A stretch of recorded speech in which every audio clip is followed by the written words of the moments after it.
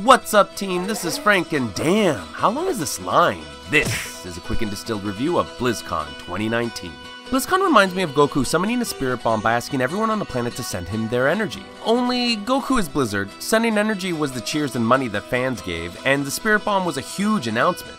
This was the biggest news at the event. D4 was announced with promise to return to the game's darker and scarier roots. Fans had a lot of problems with D3, and from what was announced at the show, it seems Blizzard is definitely trying to right the ship with this next installment. 3 classes were announced, the Barbarian, the Druid, and the Sorcerer, with 2 other classes to be announced later. The game will feature an open world with 5 regions and character skill trees, allowing for more variability within classes. You won't be able to level up all skills in every skill tree, but there are some items that let you dip into skills otherwise inaccessible. In your travels, you may run into a world event, and at the show, they were showing off a Shava, a giant demon that you and other passerbys can try to take down. In the demo, we were able to break off one of Ashava's blades, which staggered it and allowed us to get in some free hits. It reminded me a lot of fighting a monster in Monster Hunter, since Ashava still tried to swipe at us with her broken weapon, but it definitely weakened her not having her blade and all. The devs also confirmed PvP zones, a hardcore mode, and the ability to purchase the base game, one planned expansion, and that players will not be able to pay for power in the game. The attacks felt heavy, the visuals looked great, and the game had a good fluidity and movement to it.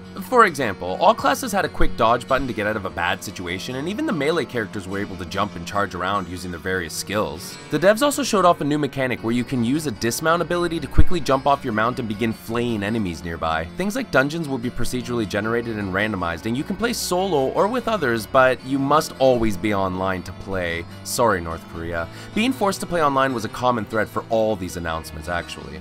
This announcement seemed to be the most divisive of the bunch. Basically, players who invested in and supported Overwatch 1 felt like they were being forced to rebuy the same game, just with the new sheen and a handful of new locations and characters. But beyond that, the devs mentioned that all your skins and progression that you grinded in the first Overwatch will carry over to 2, and all the original heroes will have a new updated look.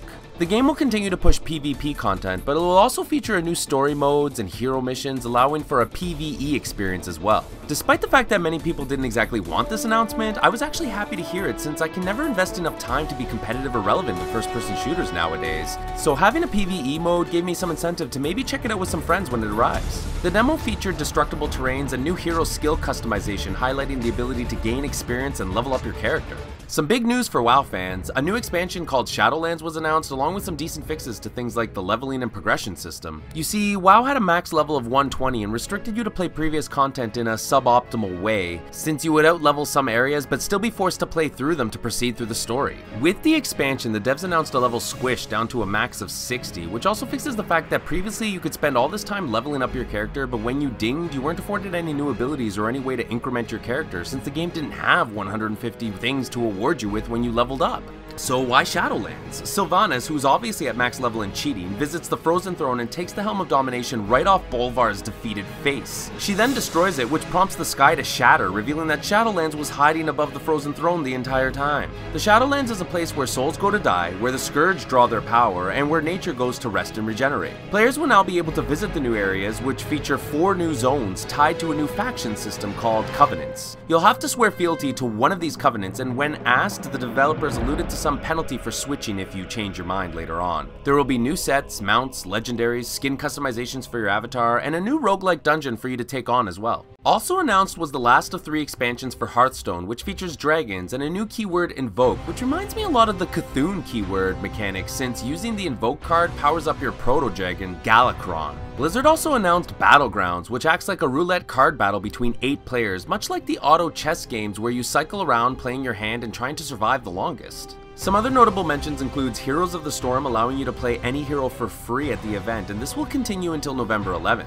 Oh, and Deathwing has been out since October 22nd, so this might be a decent time to jump in and see what HOTS is all about. Lastly, Arcturus Menx was announced as a new playable commander and co-op commander within the StarCraft 2 client.